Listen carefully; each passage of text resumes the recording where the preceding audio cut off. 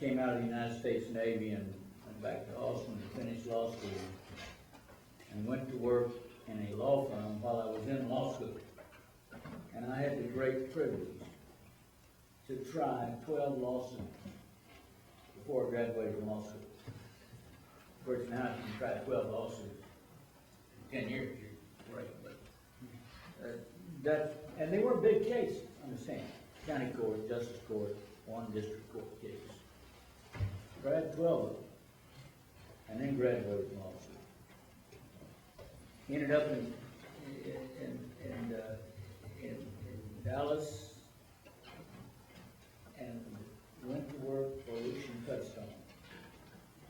And he told me this, great man. He said, they don't know you around here. And you can't really do any good till they get to know you. So you gotta try a lot of lawsuits. That's the way they get to know you. Following his advice, that first year I tried 22 verdicts. Second year, 18 verdicts. And he came into my office at the end of the second year and said, I think they know you. The rate, you understand, we didn't have Xerox then. We didn't keep time. And it was the kind of thing that you would try a lawsuit and get this. At the end, you call your lawyers in and say, okay, I've got one, I've got a bill.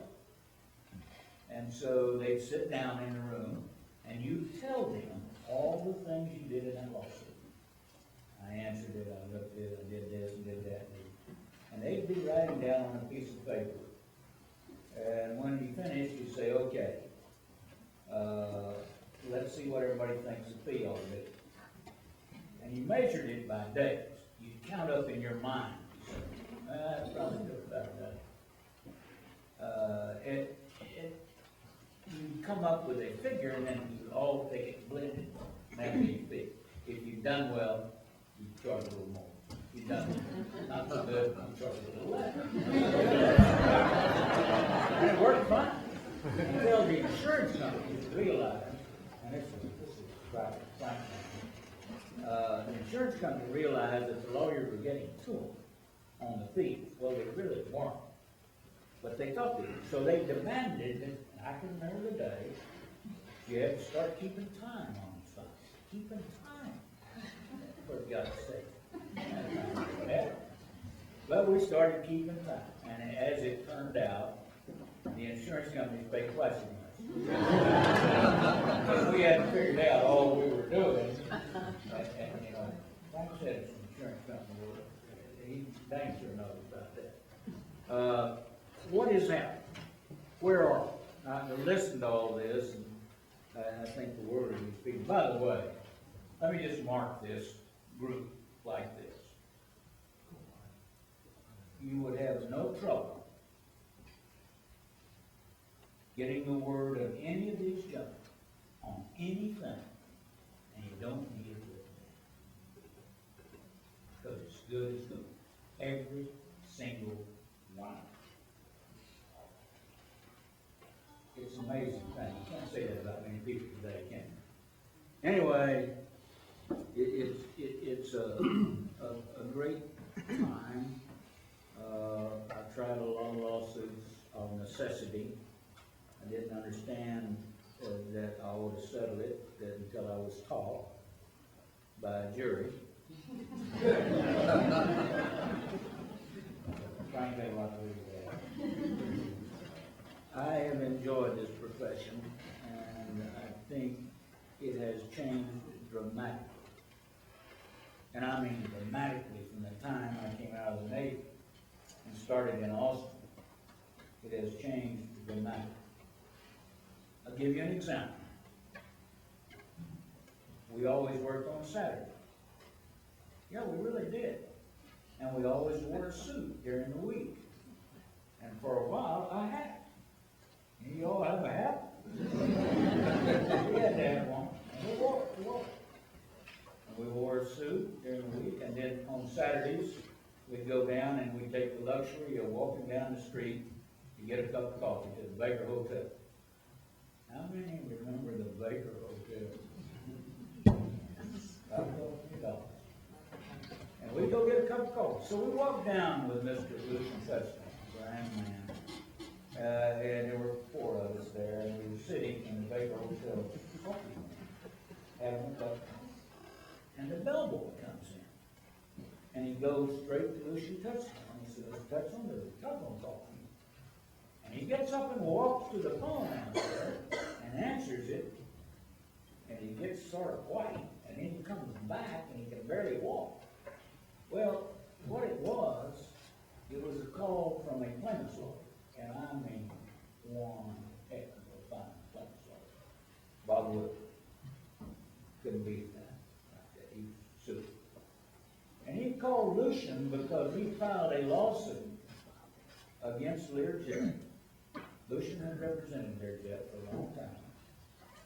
And he knew it. And he told Lucian, I served your client, Learjet, told the date. And he said the answer was due last Monday. And nothing's been done. And you better get an answer because it doesn't look good. I don't think it'll be for us. So get an answer. And he did.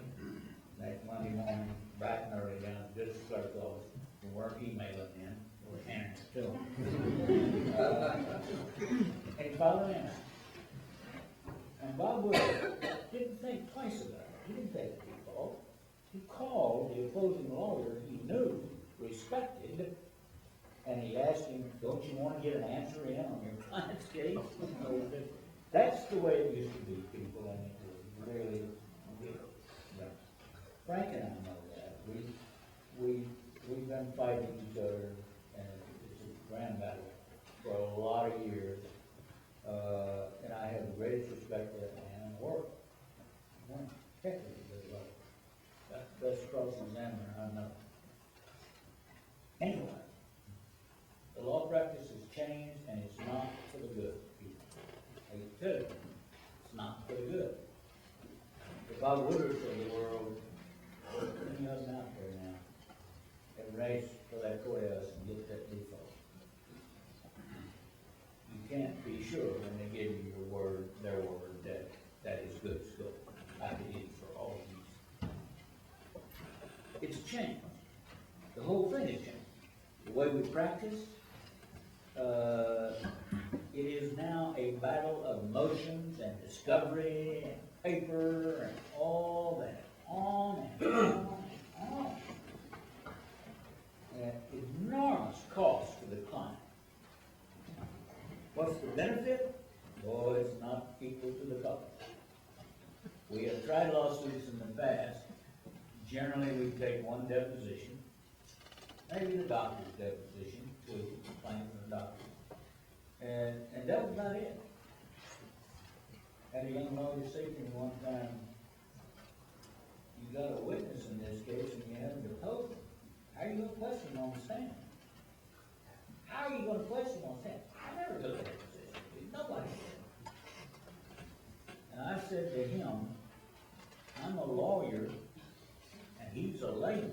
If I can't get the best of him on the stand, we ought to reverse position. So it's a delightful profession.